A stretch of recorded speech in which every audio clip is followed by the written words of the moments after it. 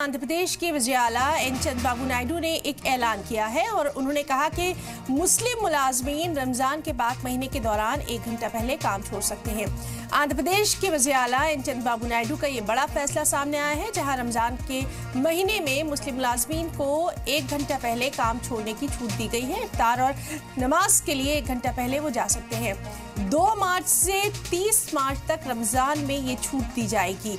तेलंगाना की कांग्रेस सरकार के बाद ये फैसला लिया गया है। ये फैसला पड़ोसी रियासत तेलंगाना में कांग्रेस की क़यादत वाली सरकार की तरफ से इसी तरह की हिदायत जारी करने के बाद लिया गया। तो तेलंगाना के बाद अब आंध्र प्रदेश से भी ये खबर, जहां रमजान में मुस्लिम मुलाजमीन को 1 घंटा पहले काम से जाने की रियायत दी जाएगी। रमजान को देखते हुए ये अहम फैसला लिया गया है। 2 मार्च से 30 मार्च तक ये अहम सहूलत दस्तयाब रहेगी।